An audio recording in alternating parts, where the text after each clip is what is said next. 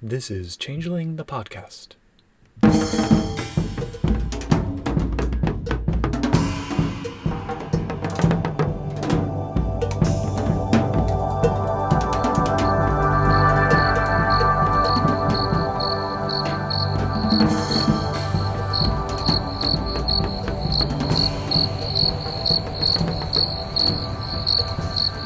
Welcome to Changeling the Podcast. Come for the glamour, stay for the vibes. I'm your host, Josh, and with us is your other host, Pooka. Say hi, Pooka.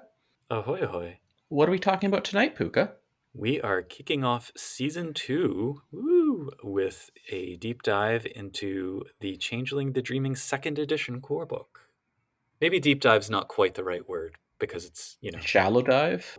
Yeah. This is a shallow doggy paddle into the second edition core book. But before that, do you have any announcements, Pooka?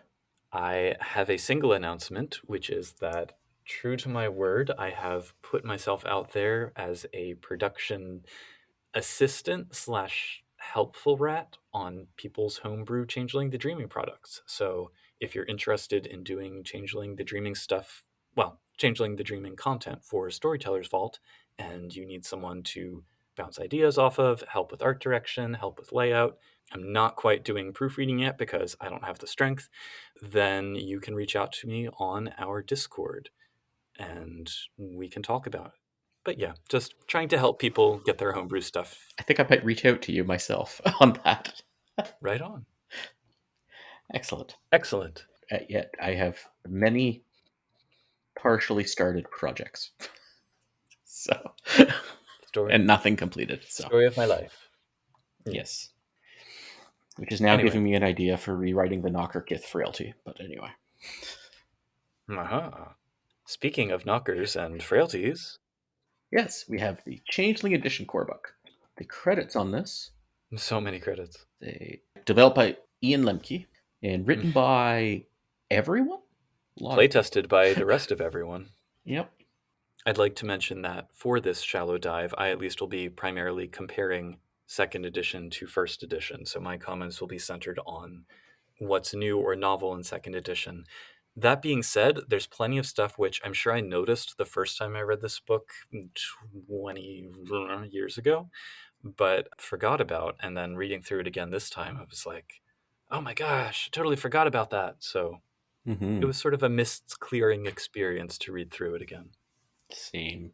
And I like that they dedicated it to Jim Henson and Neil Gaiman. Mm-hmm.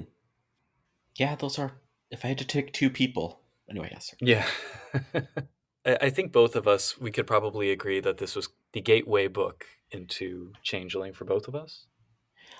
That's a complicated statement for me. The tabletop version.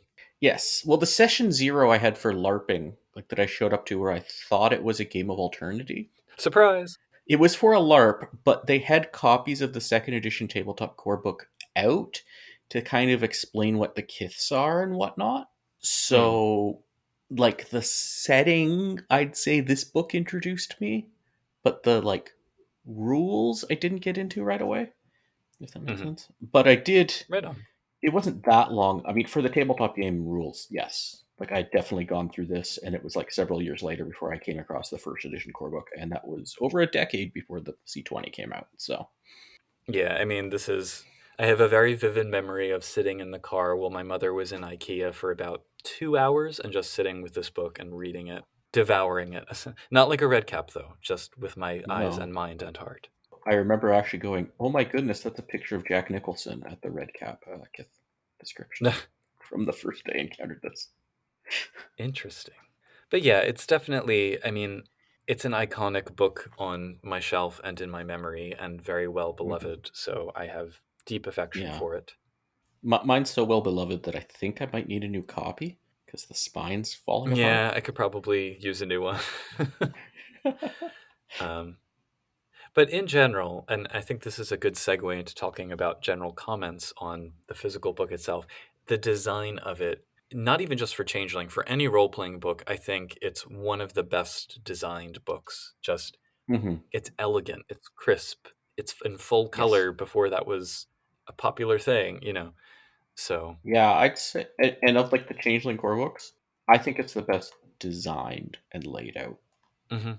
They made the very sensible decision to make the knotwork border less chunky as it was in first edition, and I think that freed up a lot of room for them to play with, and it shows. There's a lot more text. It's a lot denser and fuller of description, which helps. And it really feels like, in terms of its tone, first edition feels like they made an outline, the first edition core book at least. They made an outline and they have these general statements about specific items. And it doesn't really take its time to create flourishes like this edition does. First edition feels like you're learning a game, and second edition feels like you're entering a world.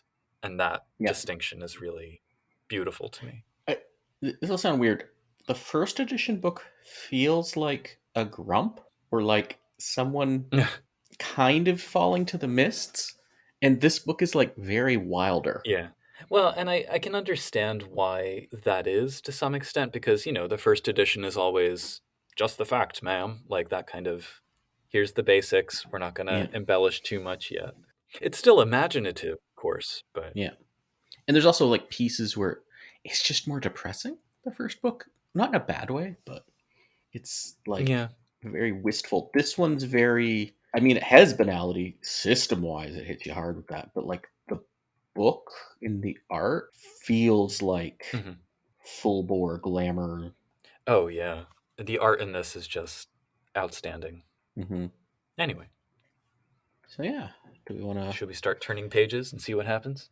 Sounds good.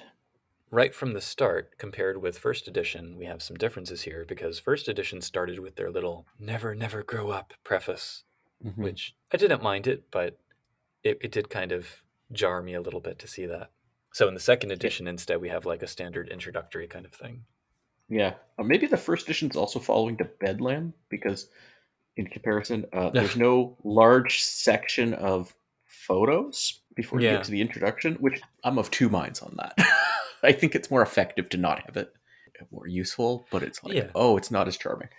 I like having a signed photo of Dr. Bashir in my opening to a role-playing book, but I don't really need it.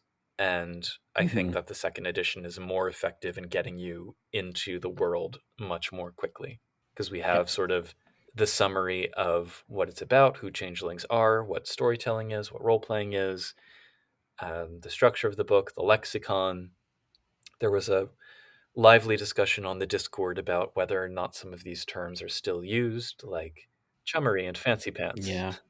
But like the first paragraph of each introductions, I think is illustrative of the whole. I'm not going to do like text side by side text in general, but the first edition's like Changeling is a storytelling game about the dreaming. It's about make believe come to life, but imagination taking fruit. Yeah.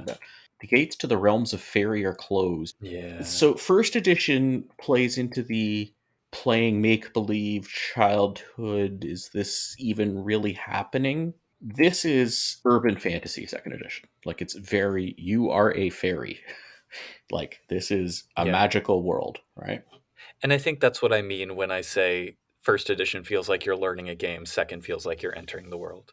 That exact kind of feeling. Yeah. It also kind of turns up weirdly when you look at the epigraphs. Something I noticed was that first edition was very heavy on things like traditional ballads, prog rock, epic poems, and songs and stuff, whereas second edition has like obscure poems and quotes from Neil Gaiman and urban fantasy stuff. So it does seem to be leaning more into that.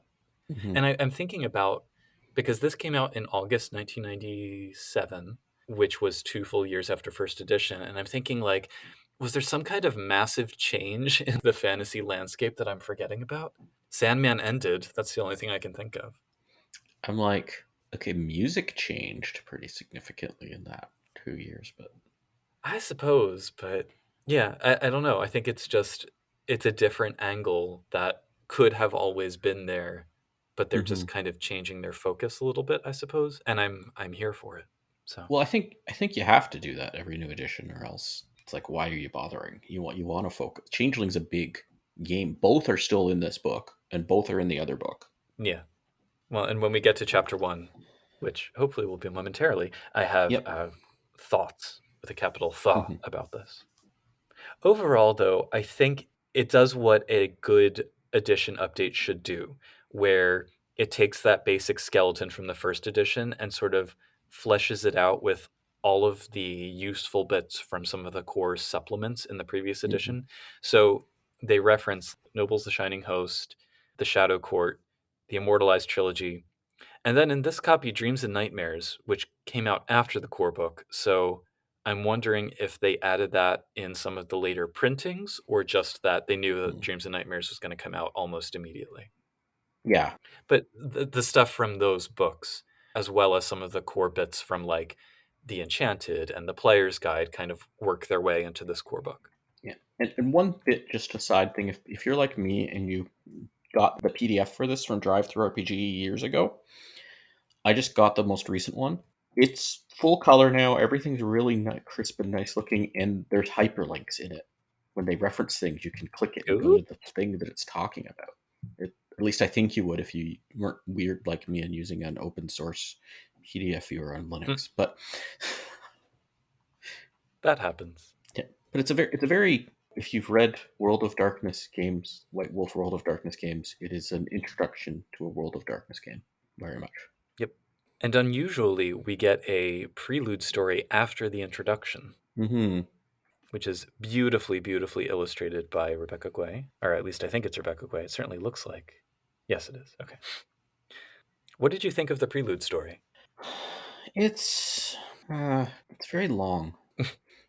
It Is it though? I've read it a number of times, and it ticks all the boxes of introducing you to Changeling. I don't know. Maybe the glamour's Yeah. been sucked out of it for me reading it too many times over the years. But how about you? I mean, it certainly meant more to me as a 13-year-old than it does now. I'll admit Hmm. that. But I think it's still a beautiful, beautiful introduction because it does backdoor in a lot of the themes and concepts of the game. It shows you some Hmm. of the kiths. It shows you chimerical reality versus the autumn world. There's an Oh autumn yeah. versus stepmother. There's nobles and commoners. It does all of that. And importantly to me, none of it is grounded in the meta plot. It's Hmm. just, it could be any town in Concordia. It could be really any two kids. So for anyone who hasn't read it, it's like the story of basically two childlings, one of whom becomes a troll knight and then his Ishu best friend. And the troll knight is Hmm. the protagonist, has adventures, etc. And for me at the time when I first read it, it spoke to a lot of what I was feeling as a 13-year-old. So, Mm. I you was know, an 18-year-old when I first read it. That's probably the ah, difference. Or was I 17? Maybe 17 or that's 18. probably part of it. Hmm. Yeah. Well, and I had just changed schools and I had just Hmm. like left my best friend behind who I used to play Pendragon with and all of this, talk fantasy Yeah. with. So, And I think I had also already been playing Changeling before I read it too. well, there you go. So yeah, I'm sure that informs one's experience with it. That Yep. being said, I think it's a great opening. And I think it's more useful to get people into the mindset of what playing Changeling is all Yep. about than an equally long set of flat lay photographs with pages from Thomas to High King David. So, Yeah, that I can just imagine that the other one I'd be like, what am I looking at? I'd still like that actually, right. but like if I had if that's my introduction to Changeling, I don't know what I would have thought. Yeah, Yeah. this definitely tells you what Changeling is very well. Yeah. I'm glad I read the second edition first. Hmm. So, anyway. And then chapter one. Yeah, chapter one. There's lots of art, great art. We'll just go to chapter one. We'll just say the art's great for the most part. I'm very pleased that the Deterlazy Kith portraits that open each chapter are actually in alphabetical order in this edition.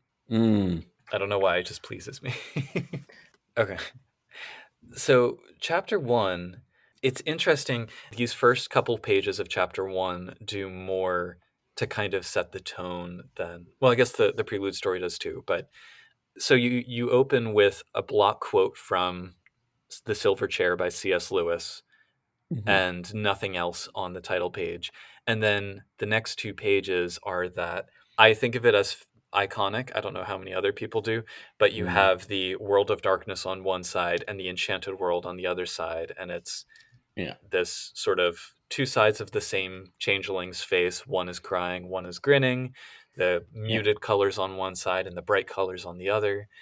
As often as people complain about Changeling is not part of the world of darkness, I think this is the strongest evidence for their claim, because it does really feel like you're playing in an entirely different setting as you go through this part. I think too, the art here both works and does a big disservice. It works for somebody who's doing a careful reading of the book. It works great. For someone who's flipping through the book, it gives the completely wrong impression. So if you look at the text on the Enchanted world, it's got like all this stuff. Like this is next to a picture of like happy stuff and balloons and smiling face and all that, right? And it's like one of the lines is pushed to the wall by terror. A child creates an imaginary fanged horror that stalks and frightens, always on the verge of pouncing. I'm like, that's not happy balloons. Like it's the dreaming, right? And it's a neat contrast, but if you miss it, yeah, the art doesn't convey that without the text, I guess. Yeah, that's fair. That's fair.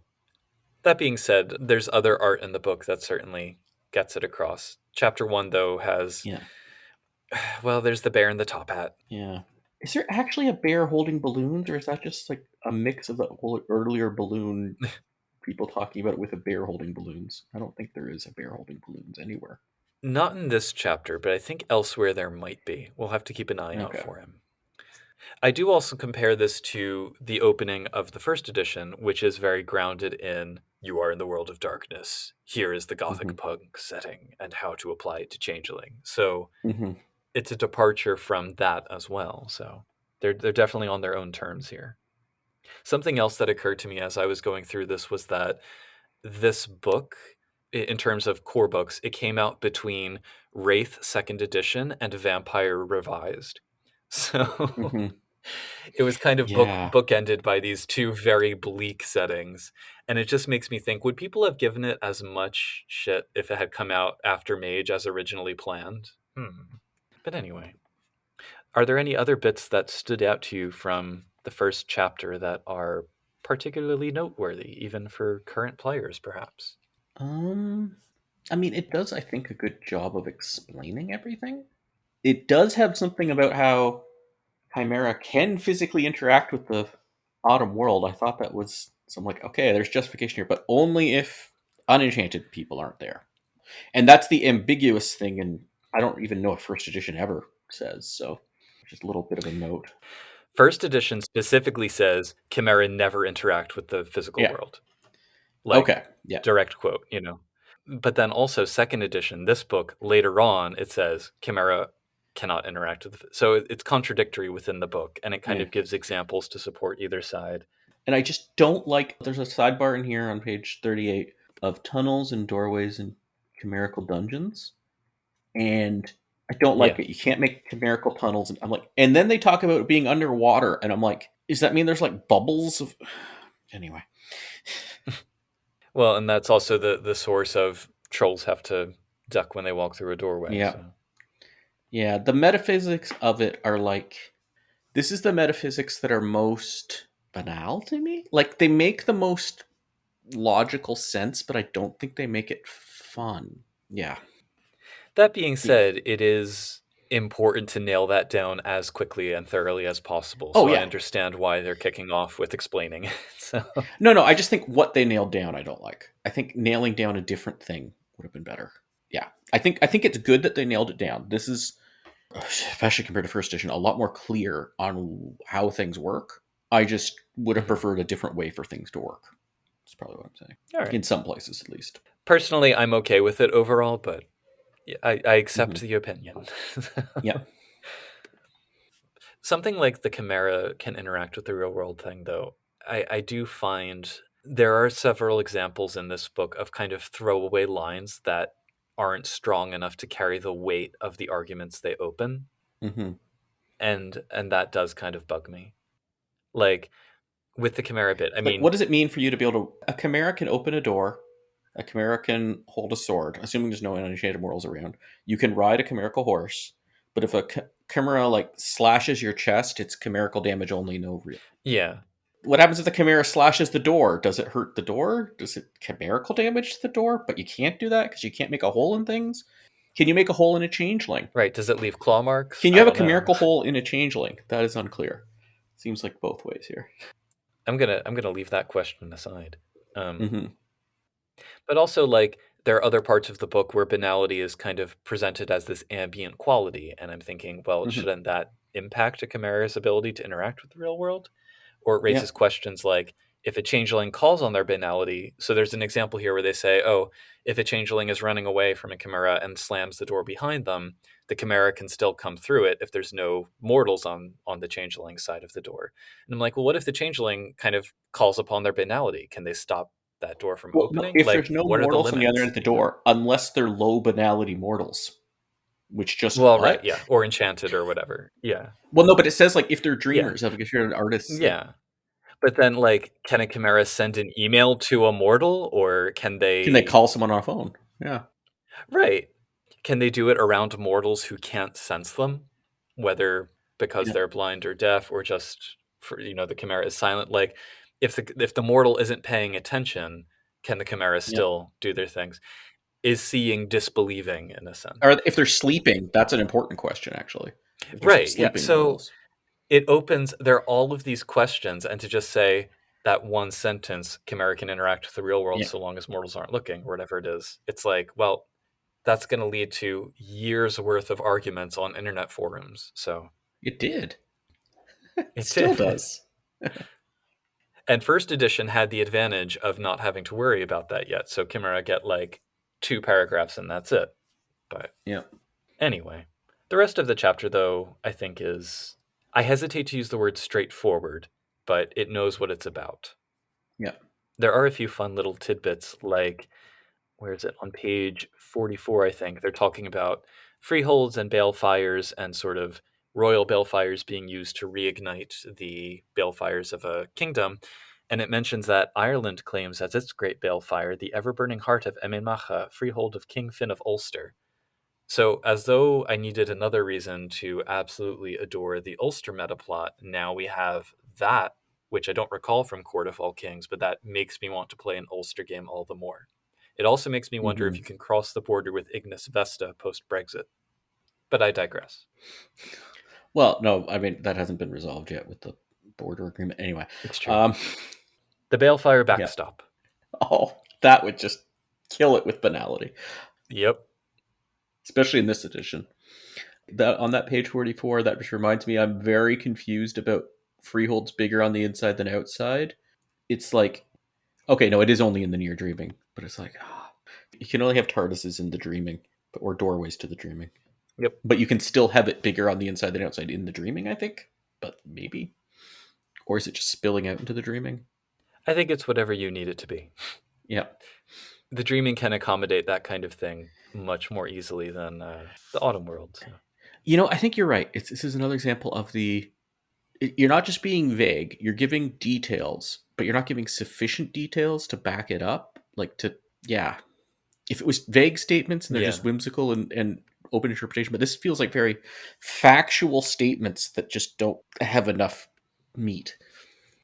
Which is weird because there is so much meat in this book for so many Yeah. things. Like, Yeah. but we get information about Trods and the dreaming, and Mhm. wild portals appear, I think, for the first time here. Yeah. Weirdly, so this is as I was reading this chapter and kind of looking at the first edition, and by the way, all the chapters are kind of rearranged relative to the first edition. Hmm. So first edition occasionally seems to kind of use the term Arcadia semi-synonymously with the dreaming. And then I don't think in first edition they ever actually use the terms near dreaming, far dreaming, or deep dreaming. Mm. Like, I went looking for it and I couldn't find it. And I'm like, am I missing Was it something? in a But later book or was it only in here? I mean, Noble's the Shining Host kind of makes mention, but like, all I know is that I went looking for it in first edition and didn't really find direct references to it. And here, I mean, it's really thoroughly described. And we know Hmm. that only a month or two later, Dreams and Nightmares came out and it was even more thoroughly described. So maybe that was one of the big changes that they made. Yeah, I think definitely just we've said this before, like it's not like each book is written in serial complete and they've completely finished one book and then come out with the next, like start work on the next. It's Yeah. definitely was developed in parallel with with Dreams and Yeah. Nightmares. I almost feel like Dreams and Nightmares was like an overflow book just for this chapter. Yeah. There are references to the as yet unnamed augmen, where birth rates and frailties get ramped up as you go deeper into the dreaming, which then were formalized in Dreams and Nightmares as well. So, Yeah. but overall, I think it's a good place to start, even if the execution of it isn't always as solid as it could be. Mm-hmm. Yep. And there's a lot of solid places in this. It's not like it's all bad or anything. I'd say it's a majority of it's solid. I'd rather have a solid foundation that leaves me with questions than being confused with even more questions. So, but that's chapter 1. Yep. And then we have chapter 2, A World of Dreams. Maybe that's the world that we're operating in here. Instead of a World of Darkness game, it's a World of Dreams game. Ah, yeah. I'm into it. Dreams can be dark. Yes.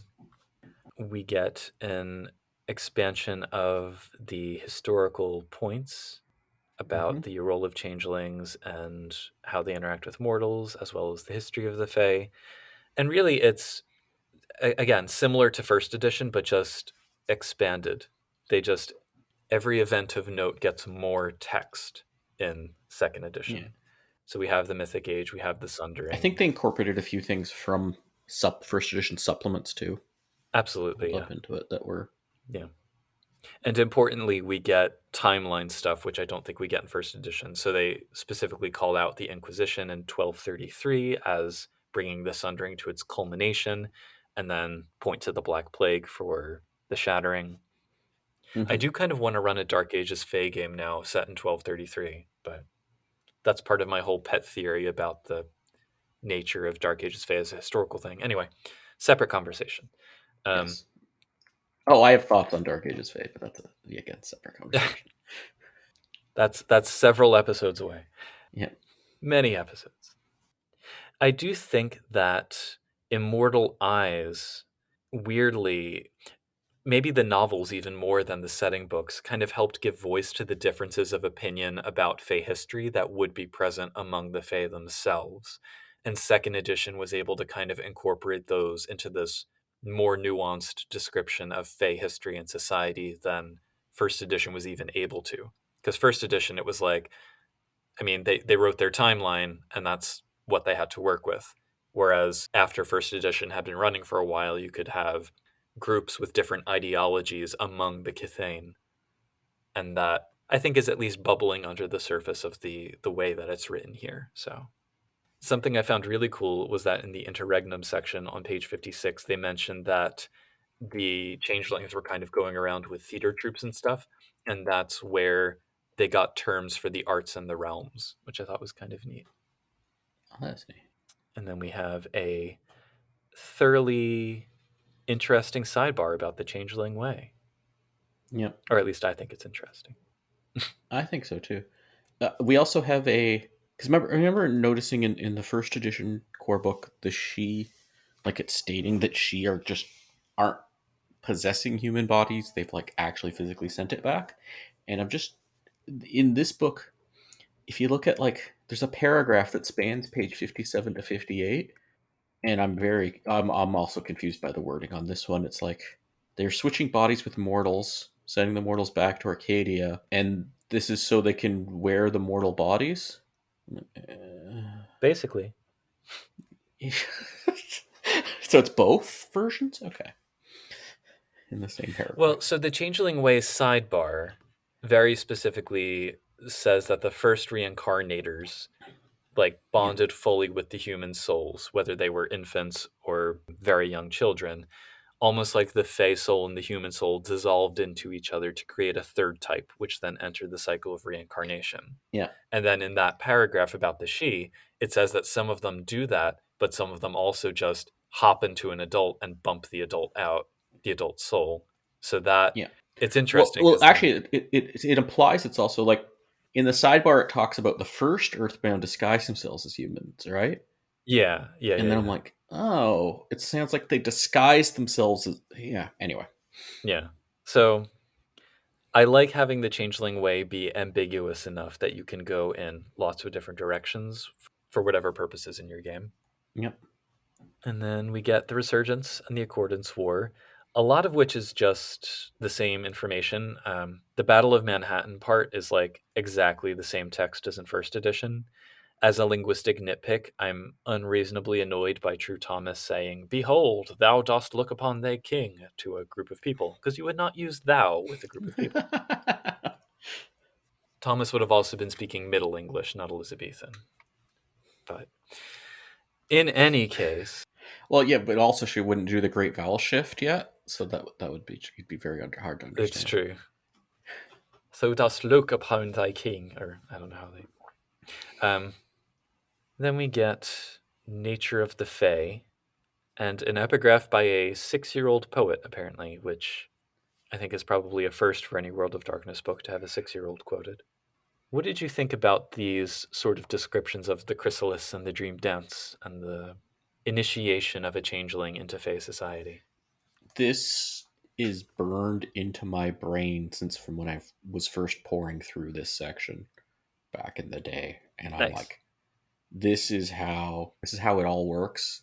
The dream dance, and like I've said, like dream dance to changeling players, and I'm like, what are you talking about? Yeah. Yeah, and a lot of this too, I think, is adopted from the relevant sections in the player's guide. Mm-hmm.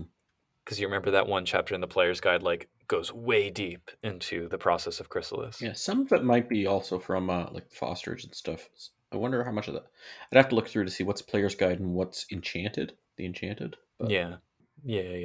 Well, and the grip of time part, I think, is heavily indebted to the Enchanted as well, where it talks about how changelings age. And as a reminder for anyone who's only played C20, we are still operating in the era of changeling Fey mean being pegged to the age of the mortal seeming. yeah. There's a brief sidebar on the Shirein and the effects of aging on both the mortal seeming and the Fey mean, which I kind of liked. I liked that. I mean, putting aside any thoughts about the age alignment, I like that they kind of talk about how, the Fey mean isn't unchanging. It does age just as a mortal face does, in some cases, even more pronounced. Mm-hmm. What else? We got the same sort of key topics that we got in first edition's early chapters about banality, glamour, and the mists. And it's just beautiful. Like, I could just read this all day. I just love these Yeah. descriptions that they have. It's true that this chapter is kind of an info dump because they're throwing lots of information all at once. And do you think to some extent that this gives Changeling a steeper learning curve than other World of Darkness games? Because there are lots of sort of asymmetric, disparate elements to keep track of at once. Unlike Vampire, for example, where just everything comes back to blood and how much of it do you have? I think Like, there's 2 World of Darkness games, Vampire and Hunter the Reckoning, that this is a steeper learning curve. I think all the other World of Darkness games, it's pretty similar in the learning curve. that's fair. Well, Wraith, I have no idea because I haven't. I mean, Wraith, my sense is that yes, Wraith is just as complex. Mage, I think, can be, but doesn't have to be. Yeah. You can play Mage just as a straight up, wizard school clone or whatever. Or you could just say everything comes back to arguing about what a worldview permits and or a sphere combination permits. Yeah. But with Changeling, it's like you have to kind of keep track of the nature of your own mortality or immortality as the situation demands. Yeah. Glamour versus banality, mortals versus changelings, and the mists. Like it's kind of operating on a lot of different levels. Okay, Changeling's up there. Wraith's more complicated. Okay. Werewolf and Changeling seem, though, pretty similar level complicatedness. Yeah. Mage, I would say the curve is in the mechanics more than the setting. Yes. So, Although Changeling doesn't have simple magic mechanics either. that's true. But note that, I mean, we're on, well, at least in my PDF, I'm on page 67, and there has not been a single mechanic yet. Yep. I think there's like a reference to kenning being a thing, and it's like, see page 100 and whatever. So we've so far. And they got it right how a talent works. So that's a step up over M20. Yay. Oh, yeah, here it is. The kenning talent. See page 140. There you go. Yep. Oh, if I go hover over it, it shows me now the kenning talent like on my PDF reader. Hey. So then we get the summary of the kiths and the houses. There is an interesting sidebar here where it says the quote other houses, and it mentions the unseelie ones, which had been introduced in the Shadow Court at this point, as well as a 14th house, House Skara. So there were always 14 from the start, which I don't know that I actually remembered. I think that was even in the first edition.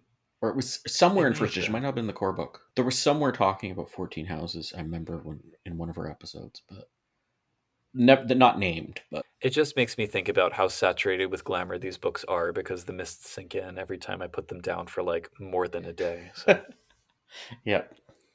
But if you go too far into this book, you definitely get Bedlam. yeah. One quibble that I have is that it's even more ambiguous than in first edition about whether or not the Oath Circle is meant to be the default alignment of changelings. So, like, Hmm. in the character creation section later on, there's all this information about how did your Oath Circle meet? Like, these questions you're supposed to ask. And yet, on the character sheet, I mean, it says Motley. Like, you write the name Mm-hmm. of your Motley, not your Oath Circle. And this is important because the Oath Circles have mechanical differences. They can share glamour, they can support each other's cantrips, stuff like that. So it's a little Yeah. unclear, and that starts here when it's describing them.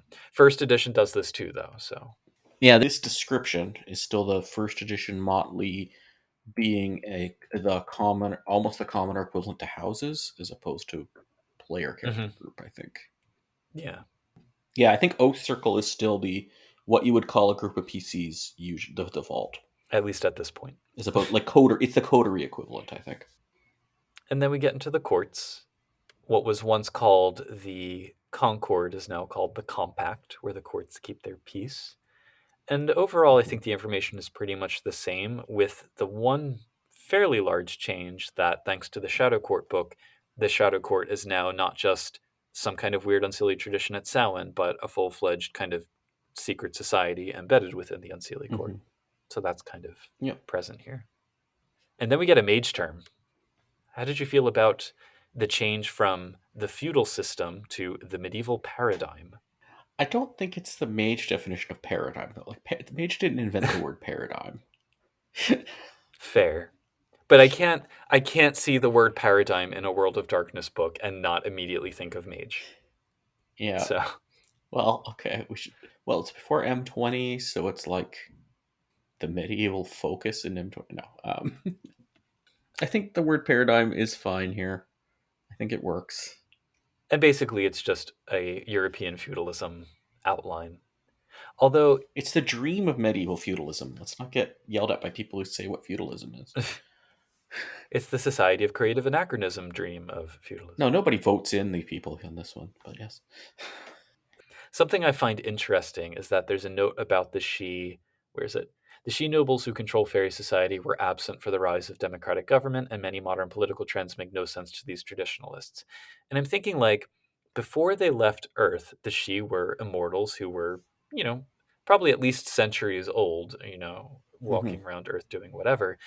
It- Did they miss ancient Greece? Did they miss Italy? Did they miss all of these other examples of non aristocratic feudal societies that were not so far away from them? So I I feel mean, like it's yeah. A modern democracy is. I can't think of anything. It's like a weird hybrid of a Roman Republic and a Greek democracy, though. Like that didn't really exist back then.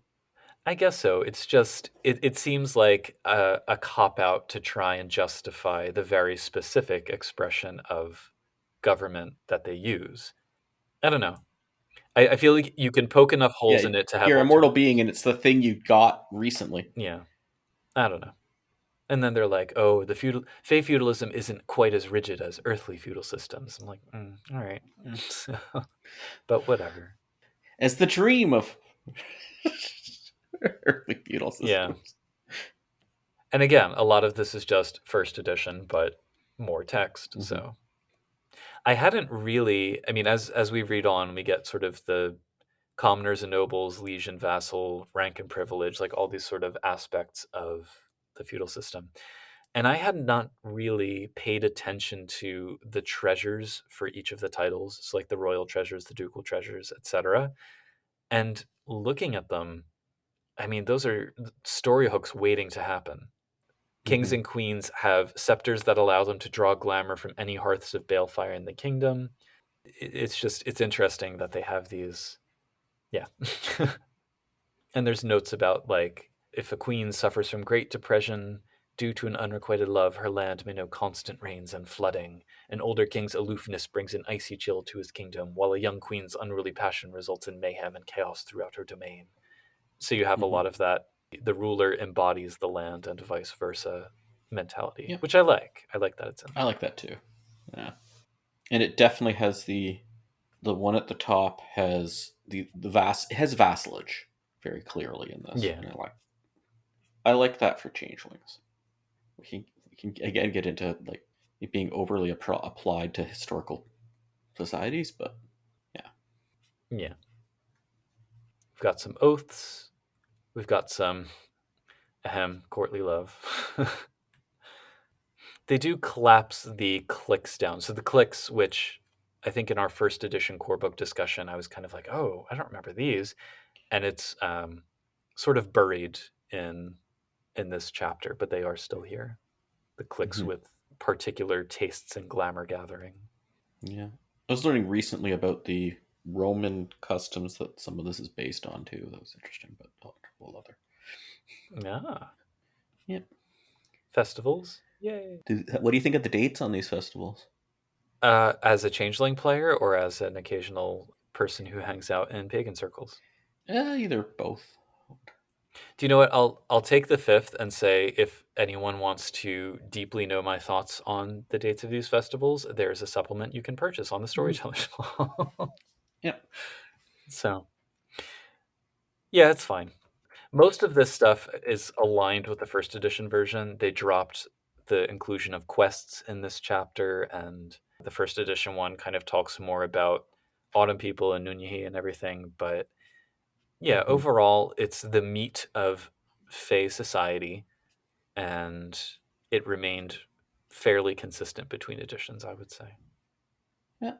So yeah, thoughts on chapter Oh, 2? this also has a marriage sometimes lasting 13 full moons. I don't remember that one from Changeling, but Oh yeah, like the hand fasting-y thing. I remember a year and a day, but not 13 full moons. Anyway, let me get knocker pictures. Knocker pictures. I like these knocker pictures. Guess they have a knocker phone. Yeah, so now we get into the Kithane.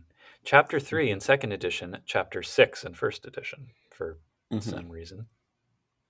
And I'm a little bit confused why it got back into childlings versus wilders versus grumps. How do you mean got back into? I guess it makes sense. They go back over because they talked about it before for what's a childling, what's a wilder, what's a grump, and now we have what's a childling, what's a wilder, what's a grump. But I guess that works as a reference book. Yeah. The traits are the same, I think. Yeah. And that, I think those traits, the tempers associated with each seeming, are the first mechanics that we get in this book. So page 87, that's where you get your first mechanic. So then the Kith write-ups. So here I was sort of very keenly looking at the differences, and can I just kind of rush through these? I don't know if that's useful or not. There's a big difference in one Yeah. across a lot of them. Yeah. Overall, the descriptions are longer and more fleshed out, but they do recycle a fair amount of text. And they had used the term bonds to describe birthrights and frailties. That is now gone. They added specific characters to voice the stereotypes each Kith has about all of the others, which I think is a sensible choice. And overall, I just like the art better for these because it's more, the first edition Kith art was fine, but it looked kind of like quick fashion sketches or something. And these are like more reflectively drawn, painted even portraits. There's a big overview is they introduce the whole like ones that basically the way I'd think of it is like chimerical effects versus weird or maybe Oh, yes. Yeah. that's new to this book, I think. Yeah. So it specifically says the inherent strengths and weaknesses of the Kith, birthrights that have apparent physical effects, such as a troll's mighty strength, she's breathtaking beauty, or Pooka's animal features, do not function around mortals. Mhm. So there are exceptions that are explicitly mentioned in the write-ups, but yeah, by default, those extra attribute dots, that's only in changeling form. Which raises Yeah. the question, again, going back to the metaphysics, it's like, if a troll has strength 6 in fey form, but only strength 4 in mortal form, does that mean like they can lift chimerically heavy objects or lift heavier chimera than it's like weird stuff. Can they do that when Yeah. mortals are around? All of these questions that get kind of opened up out of Like that. if they're doing a chimerical battle in front of unenchanted mortals and they roll for Right. damage on their chimerical Right. damage, do they get the extra strength? By the book, no, but does she get the appearance? It's like, what? Yeah, Yeah. it's weird. I don't like it. I like the first ed and C20 version better, where you just get it. I Anyway. agree. I would be comfortable with the cap on 5 dots still being a thing, but anyway, Mhm. that's a separate discussion. Um, Yeah. I do think this is maybe a point at which to mention out of all of the editions, and by all I mean 3 and a half, maybe depending on how you want to slice it. Second edition is probably the harshest, both in terms of stuff like that, the way banality works. Well, maybe not the way Yep. banality works. First edition was pretty awful too, uh, but it is The magic systems the magic system. it's difficult to do a lot of things. Well, so was first. All right, I take it back. First edition was pretty. Does first edition? I don't think first edition typically had you like dealing with difficulty 13 rolls and things like that. Right. One thing they didn't add, which I'm confused by, because we already had Kithbook Slua, is they don't add the ability to like talk to ghosts in here. They have it under the ghosts or the wraith section in the antagonist bit, or at least they Oh, say Slua can see them. of course. So Okay, yeah. I've thought so much about this. Also, the troll's shirt. I've just thought so much about that over the years. I think it's an nice. effect on. So, can I give a quick rundown of how the birthrights and frailties changed from one edition to the next, and other Yeah. tidbits that I noticed? All right. So, real Hmm. quick and speedy. Boggan's craftwork has been updated from taking less than a third of the time that it would take a mortal to 1/3 of the time. Social dynamics has been split into Seelie and Unseelie tendencies, and Call of the Needy gets a proper difficulty. The issue are pretty much the same, and again, the implication of they're not the African kith is spelled out pretty strongly here, and yet never strongly supported in the rest of the game line, which still raises questions for me. And also the artwork. Well, right, exactly, yeah. They also note, though, that their homeland is in Chaldea, which is in northern Iraq, and I kind of did a double take, like, wait, what? I'm not sure where that's coming from, but I'm curious now. So, yeah. Otherwise, their birthrights and frailty are basically the same. Knockers, we'll get into this a little bit more with Kithbook knockers in terms of their awkward mythic origins, but there's a note that they get their name by knocking to check on the quality of an item and or the slang use of knocking on people, as in insulting them, which is better than their mythic origins in Cornwall, but it again still kind of seems like a post hoc justification for their name, I guess. Yeah. Well, I'm not. Well, we can check. We can check. We'll have to check with in that episode, but I don't think they have that same origin as they will get in the Kith book. Like, I don't Right, know, but yeah. maybe I didn't see it as strong. Yeah. Yeah. This is sort of previewing a little bit. That's one of the things that's irritating about the Kith book is that none of the origin stuff that's mentioned in there is present here. So, um, Yeah. I mean, it anyway, is kind of like. Do they say Slua are Russian in this book they either? do. But They do say that in here.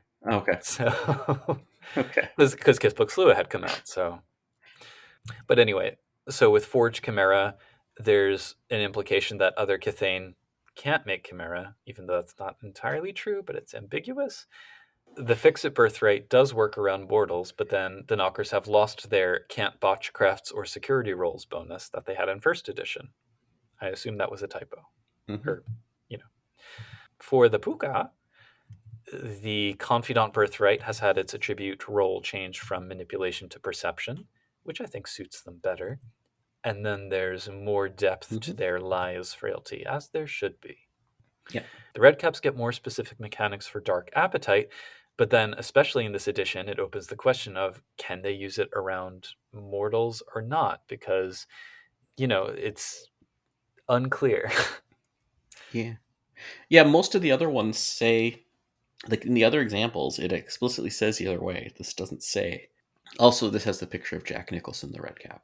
Yes. And he's holding an axe, so that's even more. The satyrs, it gets rid of the Gift of Pan hangover note that's mentioned in the first edition, and their physical prowess does work around mortals, so they do get that bonus stamina. Whereas for the She, their on beauty birthright specifically only works on the enchanted unless they call upon the weird. And damn, did I forget how powerful this birthright was. Yow. Yep. The Banality's Curse Frailty has an interesting addendum about how they can switch legacies from moonrise to moonrise or sunset to sunset to stave off their fits of depression. And I can't recall anyone ever actually like role playing that or that coming up in a book anywhere else, but I don't know, it's interesting. It's come up occasionally in LARPs that I've both played and run, but most players don't, or STs don't really even think about it. Yeah. Then the Slua are Russian, of course. They cannot use Squirm in the presence of the unenchanted, but their sharpened senses birthright has had its drawback of being stunned by loudness or brightness removed, which is good. In fact, they can't even botch alertness rolls now. Yeah. I think they had already had that. Oh, okay. Yeah, stealth and alertness is still. Well, I think the change to the Slua also is that their whisper, their frailties also less intense around unenchanted mortals, but I don't think that was in first edition. Yes, I think that is. Yeah. So in second edition, it says to mortals, they are soft spoken. And then for trolls with interesting shirts, their strength specifically does not work around mortals. And there's an interesting note about how if a troll's trust is betrayed, they will be filled with anger and must roll willpower difficulty 8 to avoid becoming violent, which was not in the first edition. So basically, they've given them a frenzy mechanic. Interesting. Really don't want trolls of House Gwydion. No, that would be unpleasant. And speaking of houses, we then get write-ups for the 5 Seelie ones, which are interesting because in addition to the information about what they stand for politically, there's this note about how the She were exiled because of their membership in the houses, which I don't think was really present in the first edition core book. Maybe in Nobles the Shining Host there was more of that, but it kind of makes me think, if all 14 houses have been exiled at this point, who's even left in Arcadia? So, Interesting questions. yeah. Maybe not the She. The commoners and the tithed are running the show. Or someone else. In any case, the rest of the text is fairly similar to first edition, with one major addition, which is the high lords of each house are kind of given write-ups, and they're wonderful NPCs, and I wish they came up anywhere else in the game. So, and they also are referred to as the High Lords of the Fallen World, which I think is great. It says, 9 lords watch over the earthbound houses of the She. 5 are of the Seelie Court, 3 are of the Unseelie Court, and 1 is a madman who claims to speak for the Shadow Court. No idea who that would be. Presumably the House Baylor? I don't know. And then that's it for not only Chapter 3, but also Book 1. I feel like we should mention the frame story that occurs at the divisions of the 3 books, because that's, I think, a nice touch. The chapters are grouped into Book 1, Book 2, Book 3, Childing, Wilder, and Grump. And in first edition, it's just kind of these atmospheric pieces with stained glass drawings or whatever. But then in second edition, it's like a frame story, and it seems like it's the same character growing up and celebrating their birthday in a different way at each stage of life. So as a childling, it's this very like excited child having a birthday thing. The Wilder is like pissed and going to a punk club or something. And then in the Grump section, that opens the next and the last group of chapters. she's become a mother, and her daughter is presumably going to go through her own Mhm. chrysalis, and she's like fostering that. Um, but it has the line at the end, yeah, I still like birthdays. They're a sign that we're still alive. And I feel like that's one of the quintessential changeling sentences. I also really like having a picture of a satyr in an apron. Yeah. Satyrs can be boggins too. Yeah. It's very dreamy art as well. Sort of like blurry watercolor stuff, which I like. Anyway. Chapter 4, Character Creation, in Book 2, Wilder. Yeah. It's pretty straightforward, I would say. Yep. Mostly the same kind of opening info as in the first edition. There are a couple little interesting notes in here. For example, there's a note that she can be houseless, which I don't know that any she player has ever taken advantage of. The merits and flaws are in here, which Can she be, if she have no title, are they nobles too? Does that get answered here? No. that questions, I would say so, though. I mean, I think that their being dreams of nobility is more important for example, affecting them with cantrips than whether or not they have a title. But I don't know. Maybe not. Good question. Never answered in any changeling book, as far as I can tell. Yeah. There are a few extra steps. I mean, obviously, besides the merits and flaws, there's the musing and ravaging thresholds and the specialties. But what I really like about this edition's take, aside from the fact that the process is much, much more cleanly articulated here, the Spark of Life section just has wonderful, wonderful material for a session 0. So I think it's a good approach. Like it focuses very heavily on figure out who your character is over what dots do you have. And other games do that too to some extent, but it's nice to see. This also has a question and answer sidebar that I've also never used in a game. But it's so good for a session 0. And it's better than in first edition where they kind of threw in the character sheet and its terms like 3 chapters before getting to the character creation, I think. So maybe not 3 chapters, but certainly significantly before.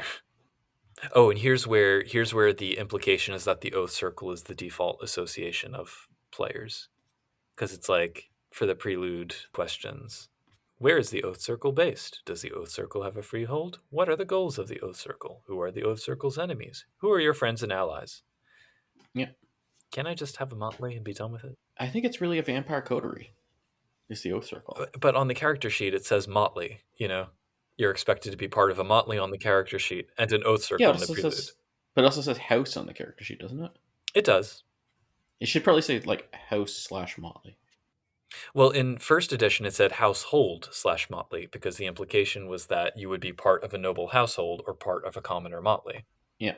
But in oath circle, I mean, you have presumably sworn an oath together if you're an oath circle. And that gives you, like I said, those mechanical benefits, which are important. So I'm not saying one can't do that. I just don't know that it should be the default. In any case. Yeah. I always took oath circle as the PC group, but that's different depending on the group. Yeah, I always went with motley. Motley's more fun as a name, though. Yeah, and I always went with motley because maybe you just play commoner games. That's why. But then you always have like that one person who plays a she in your group, and then that's fine. They're a knight in their house Fiona. I like supporting games where changelings can associate with each other without needing an oath as the reason to bring them together. Yeah. Anyways. Oh wait, here's a person with an no house and no motley. Sorry. Anyway, continue.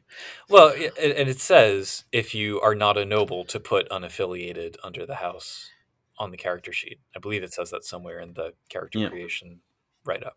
Yeah, there it is. If your character has no affiliation with any of the houses, write unaffiliated. So we get the charts with the lists of the different stuff and an example of character creation, which is quite thorough, I think. And then the stuff itself, the legacies and the abilities and the attributes, most of which are unchanged. Legacies, there's a few new ones that have been added since first edition. For Seelie, they've added Dandy, Panderer, and Squire. For Unseelie, they added Knave, Pandora, and Ringleader, which I think might have all appeared in the player's guide, but I can't recall off the top of my head. Yep. One thing that I do really like, actually, for the attributes obviously are unchanged because they're standard for Old World of Darkness. But rather than do what they often have, where it's like strength one, you can barely open a soda can or whatever, a lot of them just use these kind of descriptive adjectives, just these lists.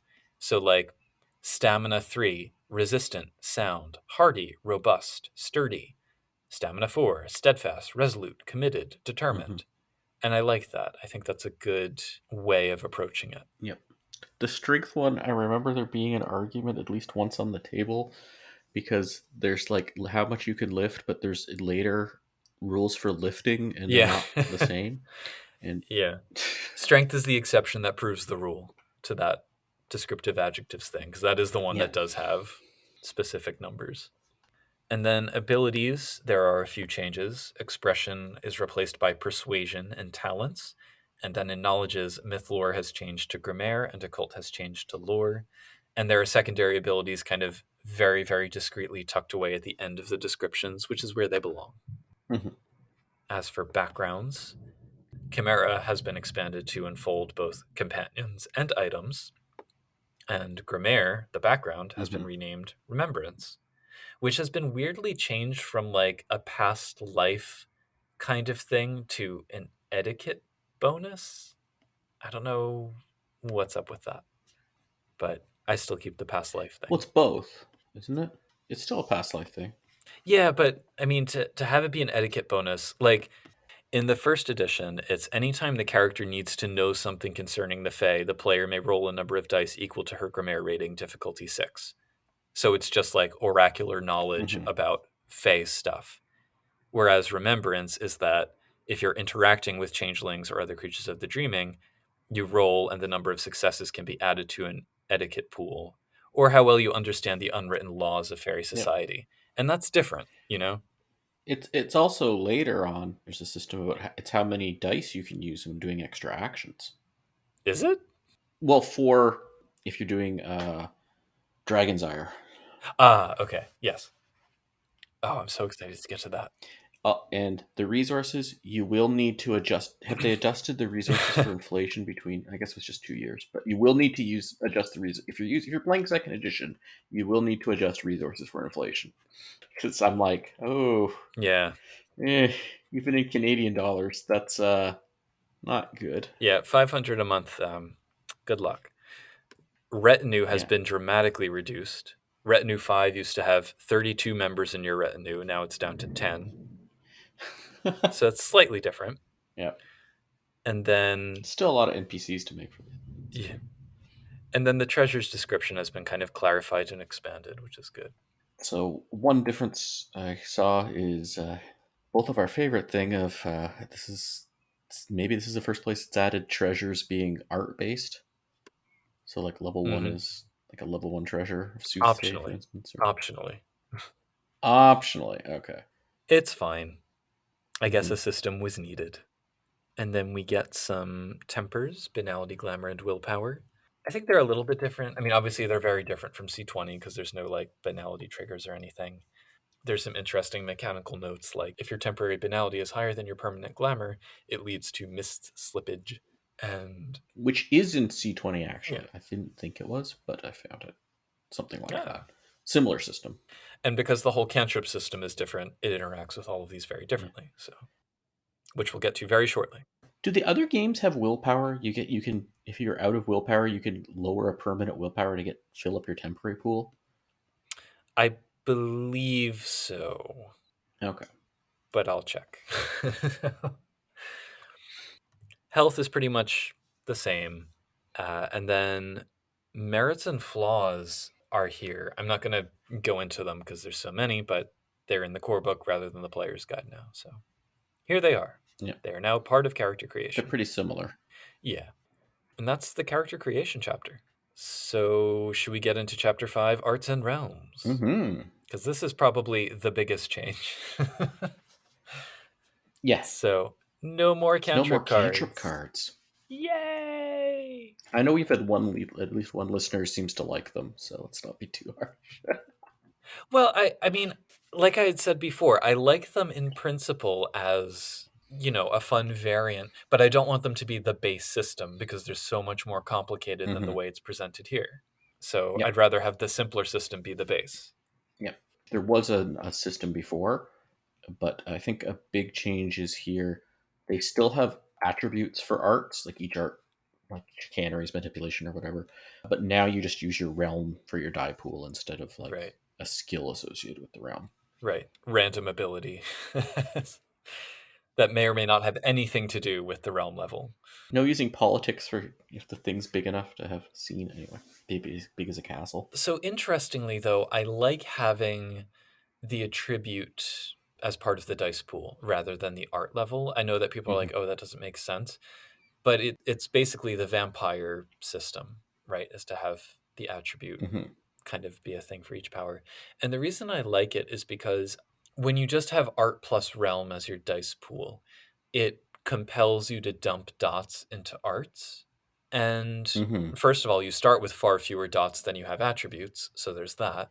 I don't know. I feel like it shoehorns you into, And then one of my I don't kids know. gets playing the game, takes Wayfair 5 and Fey 5. Yeah. And Wayfair is still broken as fuck in this system. So in this edition.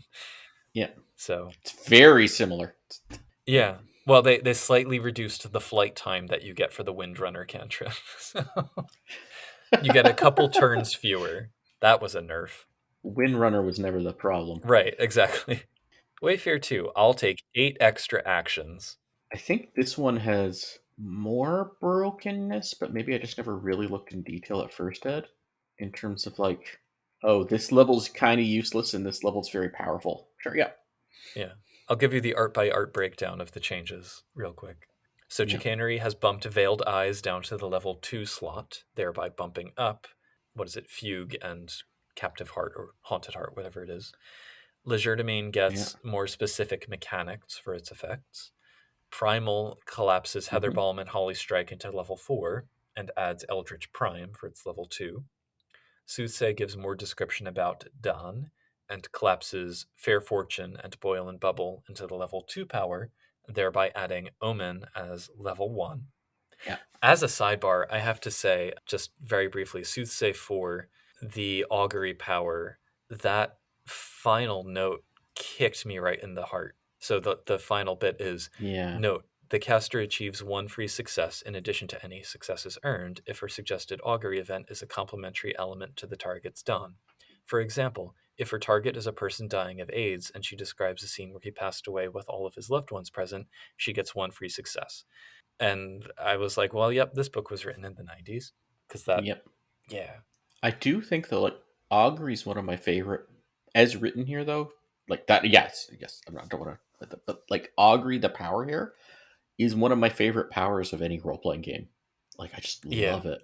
Soothsay has so much potential in second edition specifically. Mm-hmm. Like, even Omen. Omen is Yeah, just a beautiful power. yeah. Anyway, so then, very briefly, Sovereign has a really useful sidebar on the types of protocol rules that are out there, and also thankfully puts Gase in the Mm-hmm. singular at level 5. It also mentions that Weaver Ward can protect against counterweaving, which I think is kind of nifty. And then Wayfair is still broken. Yeah, it also is written is well, Weaver Ward's actually completely broken too, but unless the person's of higher Well, yeah, title. But a lot of these are. Weaver So, Ward and yeah, there's a lot of like useless things, but then you're like, oh, Ledger Demand, the best combat art. yeah. And I always liked Chicanery the most. Chicanery and Soothsay were like my yes. go-tos. But Yeah. But I don't like the I don't remember if they had this in first. The veiled eyes is just too short a duration. that might be because they moved it to level 2 rather than level 4. Yeah, I like it was like the LARP ability where it was a scene. Hmm.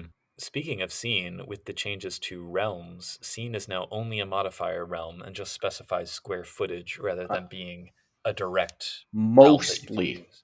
it Mostly, it is still a direct realm you can use. there's certain cantrips that use it, right? Like, Yeah, and I think it can also still target like if you need to target the location, but you're not targeting what's in the location. If that makes sense. right. Like, I think Soothsay with scene makes sense. I think with primal, the scene makes sense to Yeah, me. Will o Whisper. that might be. I want to chat with a castle or chat with a park. I suppose so, yeah. maybe more importantly, this is where we first get the time realm, because it wasn't a realm at all in the first edition.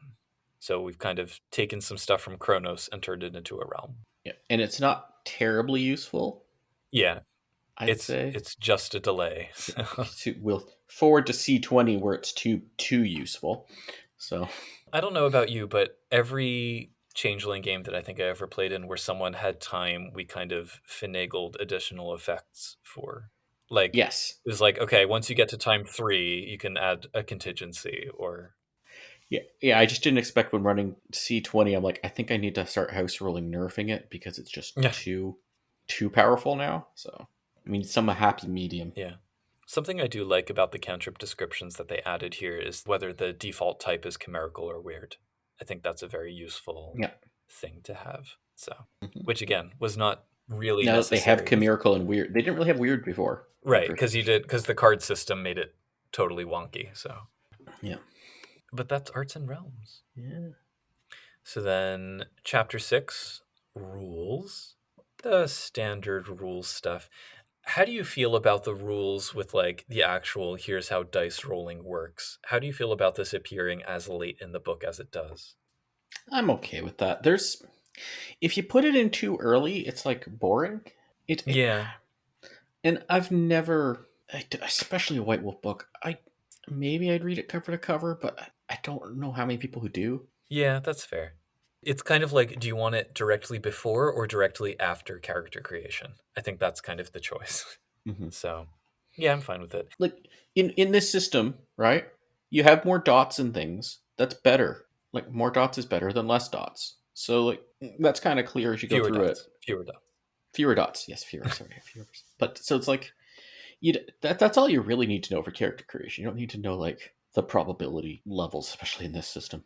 I never cared about them, and when people, I know that people have hashed out the mathematics of it and said this is wonky and Mm-hmm. this isn't. I just, yeah, that's as far as I needed to know, basically. Well, I mean, you just don't use difficulty 10 and don't use difficulty 2, and then it's fine. Like it, I don't. The wonkiness is just really hard to predict, which is actually I think a plus. Interestingly, there's a note on page 192 that says your storyteller assigns a difficulty number to your roll, a number between 1 and 10, and it's never mentioned again. Yeah. Difficulty 1 is what? Yeah. You just succeed, but do you still botch? To their credit, they strongly contradict that later on. Yeah. So. But yeah, I mean, it's the usual rules explanatory chapter of a WAD book. I do like how there's this kind of ongoing scene that they explain through one roll after another. So it's like they explain a simple action with someone knocking over a glass of milk, and then multiple actions with someone trying to catch the milk and move a laptop, and then extended. And then pops a disc into the drive. Yeah, well, it's the 90s. So there's another thing you would have to update. Yes, I'm just like, not all our listeners might. There are these things called discs that you put into drives. They still know. They're kind of like thumb drives. I test my students about this every term. They still know. They may never have used one. My computer science, intro to computer science course for my computer science program had like a intro course that was like an intro session that was optional that taught you what discs are and how to use them. Well, back in 2000. Them's were the times. The golden rule is in here. It's the one that matters. Yeah. And then there's a list of game terms, which is a handy list to have, although I'm not convinced there isn't a better spot for it somewhere in the book. That being said, throwing it with the character sheet is probably, like the way first edition did, is probably not a better move. So, yeah, I think you could throw it with the list of setting terms. Yeah. And also important to remember that this is second edition, where if you have more ones than successes, you still botch. Mm-hmm. And that's chapter 6. I think it's the shortest chapter in the book, probably. As it should be. Oh, No one... Have you ever called your group of players a troop before? Probably. At some point. Yeah, that's the game. That's the official game term here. Yeah. Chapter 7. Glamour systems. This is the chunky one. Mm-hmm. So, from the very start, glamour is defined as nebulous and has lots of different mysterious possibilities. And probably the best advice the book gives about it is to use like rich and emotive description for it, like playing into senses and feelings. Mm-hmm. But it doesn't say like glamour is X. So all of the sort of discussions about, oh, it's Yeah. the product of creativity or the energy of emotion or whatever. It's like, well, it's kind of open-ended. Yep. It's related to those things for sure. Yeah. And then we get the cantrip system, the cardless cantrip system. Yes. I know there's been much scuttlebutt about how difficult it is to cast cantrips in second edition because in C20 the difficulty is set at 8. Well, it depends on the context. Depends on the Yeah. cantrip. But the other thing is that, so the difficulty here is but the target's banality +4 or the caster's banality +4, whichever is higher, which I think frankly makes sense in keeping with the idea of how the magic is supposed to work, because you're drawing the dreaming's energy into the autumn world and directing it at something. So it makes sense to me. And the glamour cost of things is really intense. Yeah. But you could spend glamour to lower it. There's also a rule later, if you have other realms that could apply, each one also lowers the difficulty by 1. So you end up in this situation where you can have, like, yes, banality should affect it. I think this went a bit overboard on that. Mm. It's like, yeah, somebody's banality 7 versus somebody's banality 5. That's a huge difference. Yeah, maybe. Plus, you have to spend a glamour if you don't want to use a bunk, which is also like, It is prohibitively expensive with glamour. I will agree with that. I mean, the fact that it says, like, if you cast a cantrip on a banal target, it costs 1 glamour, even if it's not a weird cantrip. And that's just mortals. So that plus if it's a weird cantrip, plus if you want to reduce the difficulty and you're looking at, 3 glamour or more. Plus if you want to use modifier realm. Yeah, right, exactly. So like it just keeps, again, second edition was a much more glamour scarce game for many reasons, I think, and this is one of them. Mm-hmm. But I think you also had, generally speaking, you could have higher dice pools for lower arts. Like you could have level 1 in an art and still be rolling 7 or 8 dice if your attribute was high enough. So we'll get it when we mentioned C20 a lot. I feel like there's a lot of C20 overshot problems with second edition. That's a good way of framing but it. Yeah. I think they are still problems in second edition. Yeah. No, absolutely. I mean, as a sort of meta comment, the thing with a proper edition update, I feel, is that if you're going to fix problems, don't overfix them, because then you end up kind of creating new systems entirely that are just that change the tone of the game. Or if you want to do that, be intentional about it. And I don't know if C20 always kind of hit that mark. Yeah. It feels different. Well, like for instance, if this one, like, I'm not sure what I do about bunks, but like if you took this system, took away a lot of the glamour, you have to spend glamour on this, you have to spend glamour on that. I don't know what I do with bunks, but let's just put aside bunks for a moment. And then you had the base difficulty just be, instead of +4, it's just the banality. I think that could work better. I think that might make it too easy, though, for any Fae. The fact that they made everybody's banality 3 to start is worth bearing in mind as well. Instead of 1, yeah. Oh, that's the other thing too. Yeah. Childlings, what? Like, you want to play the... I mean, childlings would be flying through the air constantly. Yeah, but like already it's like that, right? Like it's... Yeah. Like if a childling's affecting themselves or other childlings or chimera, they're already like... Right. It's base difficulty 5, and you have to use a bunk anyway, so it's really at least base difficulty 4. Right. Yeah. Anyway, we could probably have a whole discussion on the timbre of the cantrip system from edition to edition. There are some advanced rules provided as well. So there's secondary realms. There's countering cantrips by invoking banality or doing counterweaving. And I don't think any of those made it into C20. I know counterweaving didn't. Nightmares did make it into C20, but they're rather different than the way they're presented here. Yeah, I like the C20 nightmares better. Do you? This is like, it's just, you get a second banality track, basically, that sometimes gives you bad dreams. I guess that's one way to frame it. Yeah. I'm fine with either, frankly.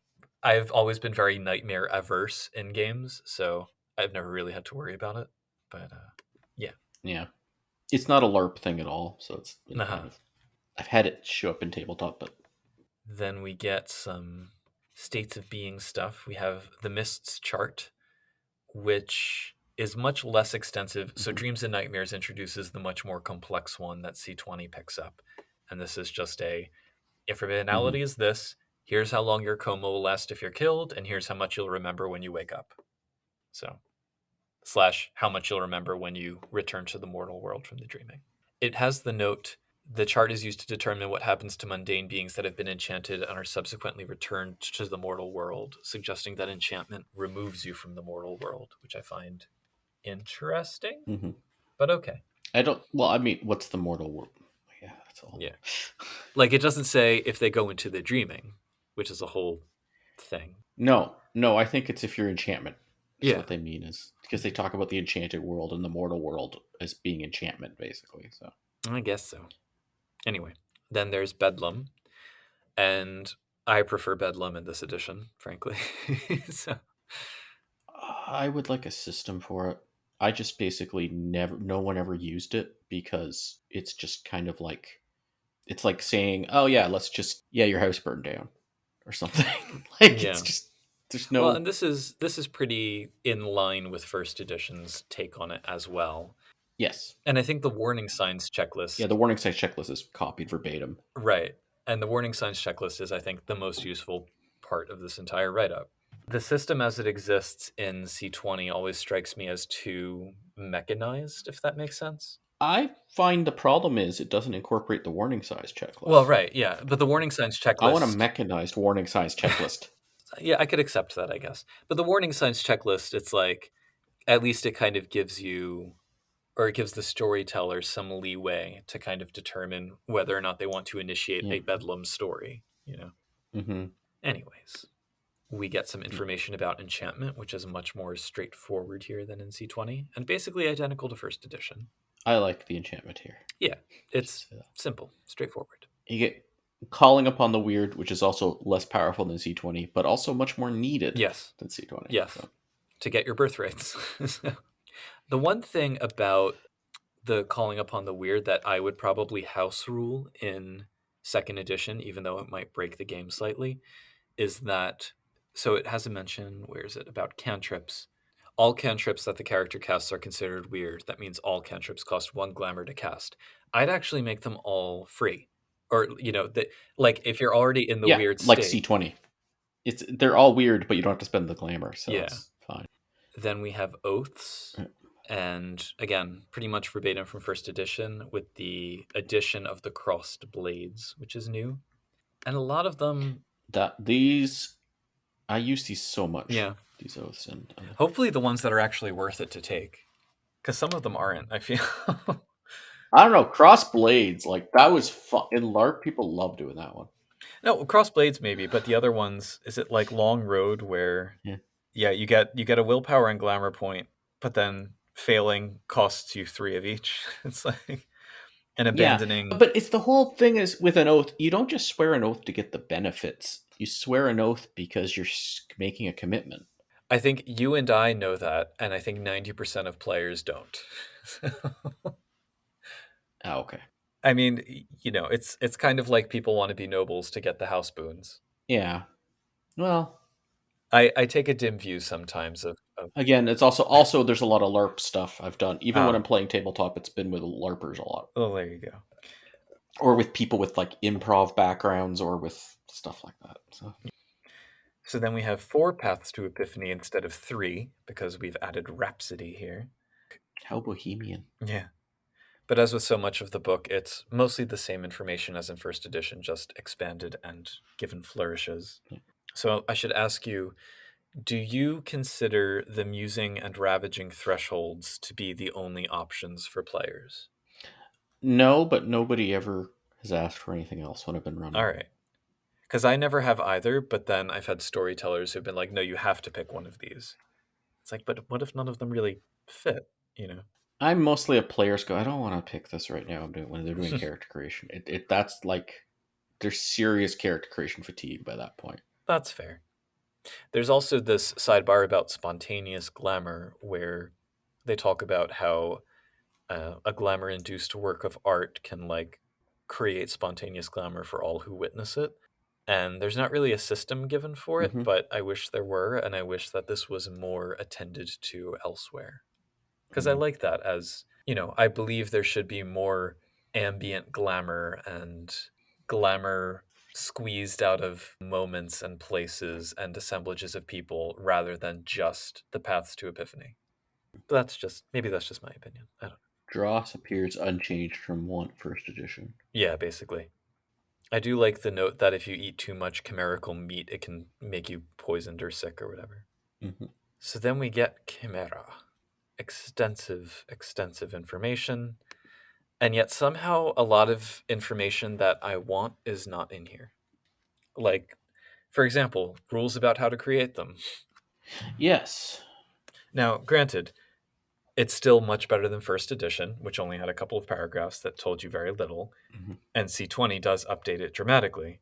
But Yeah. Well, that's where Kithbook Noggers comes in. yeah. Actually, Dreams and Nightmares also covers Yeah, that's stuff true. about this. And Noble's the Shining Host a little bit.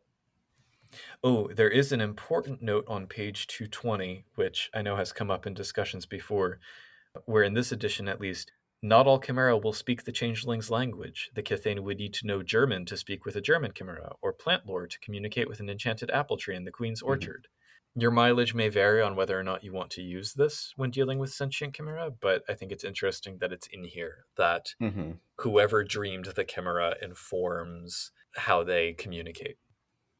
Even though there aren't like in-universe rules for how Chimera are created, there are wonderfully solid rules for how to stat out your chimerical creatures, whether it's your chimerical companion background or Oh yeah, otherwise.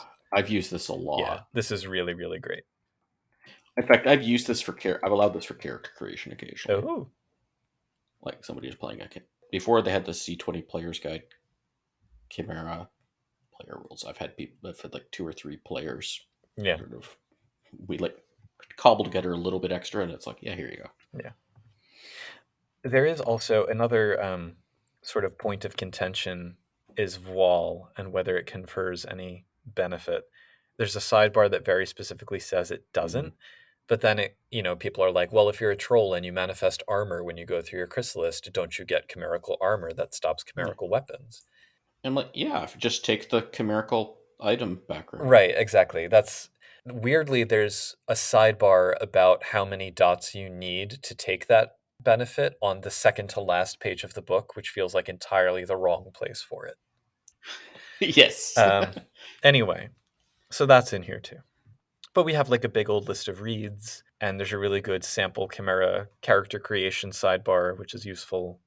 The banality resistance rules have been dramatically clarified and expanded from first edition. So it's nice. It's a nice little section. I approve.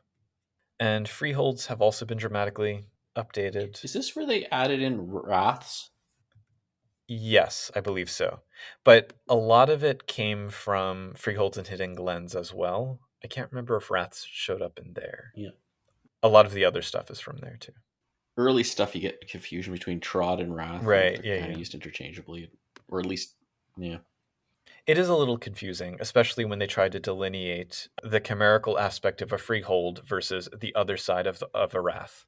It's like, okay, so the freehold exists in the autumn world, where it has a mundane aspect, but then it also has a chimerical aspect, and then they all contain a wrath that leads to their dreaming part, but the dreaming part only sometimes has access to a trod, which is opened separately. So it's like you have to kind of bear all of those in mind. Yeah, the way it's actually played out usually, both in the game I played in, but also how I think of it is ignore the wrath bit, and it's just like you have a freehold, and inside the freehold, like it's like a freehold has 2 outsides, Yeah, the back door. one in the autumn world and one in the dreaming, and one inside. Yeah, I always kind of treated the wrath as always open, and you could just go out the back door into the dreaming. Can I also just say I love the sidebar with the types of trods, and I can't remember if this appeared anywhere else, but I adore it. Including the sun trods that you can access in a balloon. Yes. But only in the daytime. Oh, and here on page 227 is the bit about the penons of the nobles being used to take over freeholds. So that's how they did it. Mm-hmm. She get a bonus for opening wraths. Ishu and she get a bonus for opening trods. Yeah, I never got this whole opening trod versus opening wrath thing. That was just Yeah. I was not a fan of that. And you have to take level 3 Wayfair, level 5 Fey to do it. Yeah. I guess because like opening a wrath is like kicking open a door. Getting on a trod is like hopping on a speeding train or something. I don't know. Something. Mhm. Yeah, we did it as like the owner of the freehold can just kind of do it, but like if you want to, if you're like an interloper, here you go. Well, if the owner of the freehold is, an NPC, you can just hand wave it and say, yeah, they've got Wayfair 3, Fay 5. Yeah, we just kind of, I just kind of hand wave it if it's a PC one too. All right. But that's it for glamour systems, of which there are many. we have Chapter 8, Dramatic Systems. I'm a little bit confused why this is after Glamour Systems, but anyway. Yeah. Do you have strong thoughts on these specific systems? Not particularly. I mean, it's the same confusing action ordering that is the hallmark of the old World of Darkness. But it's, going back to comparing it with first edition, a lot of the systems are almost exactly the same to the point of just copying and pasting text and tables entirely. Mm-hmm. They've added like courtly etiquette and dream interpretation has been revised slightly, but otherwise it's verbatim the same.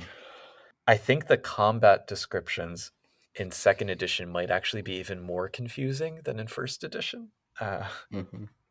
Really, I think it comes down to terminology, though, because the combat system where you have everyone rolls initiative, then everyone declares their action in reverse order, and then resolves their action in initiative order. Conceptually, I understand why they do that, because it's the idea of if you're thinking fast and acting fast, you kind of get the jump on everybody else. So you have to know what everyone else is planning to do.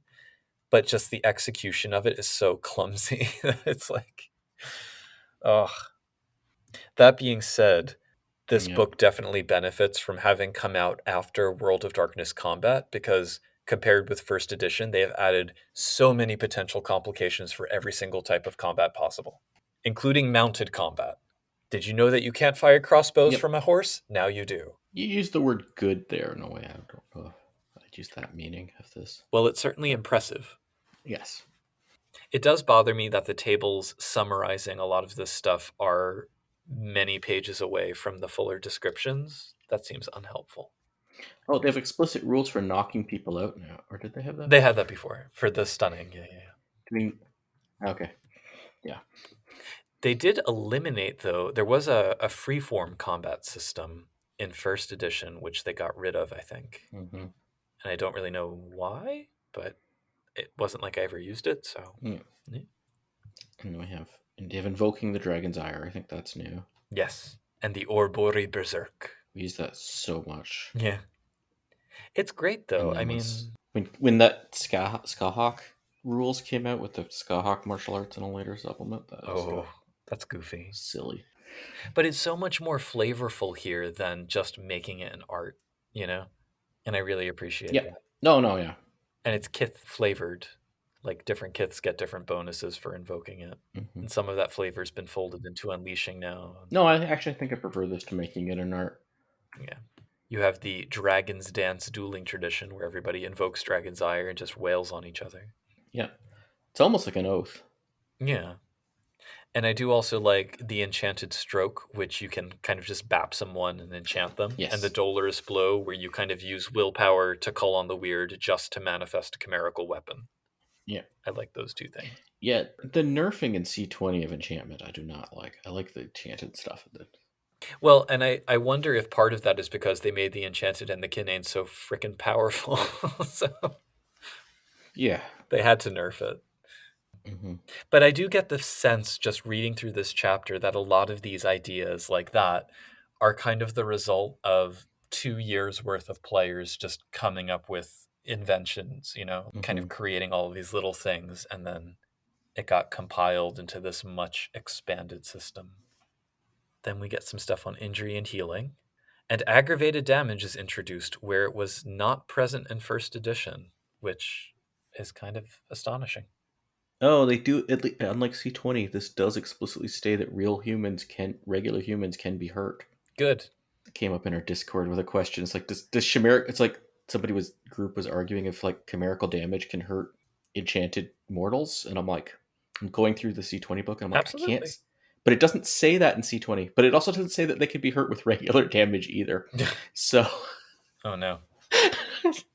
Well, that's even more reason why enchantment is powerful in C20, I guess. I assume that was an oversight.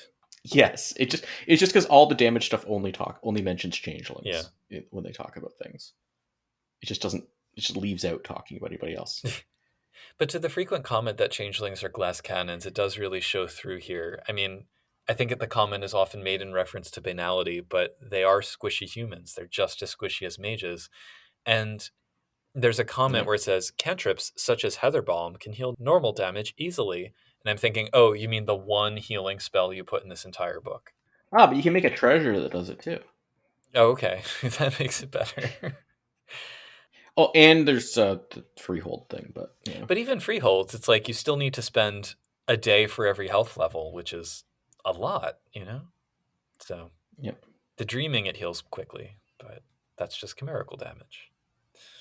In any case. Which is another question. What does that mean, chimerical damage in the Right. dreaming? But well, the dreaming doesn't distinguish, I would say. If you're in the dreaming, you take damage, either normal or, I guess, aggravated. So the other damage sources are pretty much from first edition. I think disease and poison got added in here, but not really described thoroughly. And fire doesn't do aggravated. I like that. Well, probably because it was copied and pasted from first edition. Well, no, I like that fire doesn't. I'm like, that should be a vampire problem. It's listed as their weakness. Why does everyone else take it? Well, and that's the thing. It's the changelings probably don't take it because they copied the fire rules from first edition, which didn't have aggravated damage. So otherwise they probably would take. Yeah. Oh no, fire does do aggravated. Wait, hang on. But now that I'm looking back, under aggravated damage, it says cold iron, toxic waste, acid, and fire are also common causes of aggravated wounds. So they probably took the aggravated damage description from another game, but then kept the fire description from Changeling First Edition. Yep. Yay, Yay, White Wolf. Let's see. Importantly, there's a sentence here that I want to specifically call out because there's been much agita about it. Cold iron is what we know as wrought iron. Full stop. The end. So it then does say the best way to think about cold iron is not as a thing, but as a process, a very low-tech process. It must be produced from iron ore over a charcoal fire. The resulting lump of black-gray material can then be forged, hammered into useful shapes. So there it is. That's not what wrought iron means, though. What's that? That's not what wrought iron means, though. Well, I'd say it is, but we can have that debate later. Yeah. It's certainly not cast iron. On the next page, actually, I also want to point to the banal death section. There's some fascinating stuff in here. So I just want to read this one paragraph, if I may. The death of the human part of a changeling while she is on a silver path is an amazing sight, leaving aside the fact that it's debatable what kind of damage takes place in the dreaming. The fey souls of commoners stand over the corpses of their human hosts. Others present in the dreaming can converse with these souls, but memories of their last earthbound lifetimes deteriorate as the minutes pass. As this happens, they begin to remember more and more of Arcadia. At the moment, their memories of the human life fade completely, and their ancient lives in Arcadia and the pre-sundering earth are remembered. A fist of purple chimerical flame pulls them fighting and screaming all the way back into the world of darkness, where they then presumably reincarnate. So that raises all kinds of questions. I actually had that scene in a game once. It was running. That nice. Was fun. There's something very Tibetan Buddhist about that. The dreaming is your bardo, and then you get dragged back into flesh. Yeah. But the she don't. The she don't. Those few paragraphs on that page are really, really fascinating reading material. I'm thinking about their... Anyway, then we get all the tables, all the weapons, all the firefight complications. Yeah, they should have had the tables intermixed. Yeah.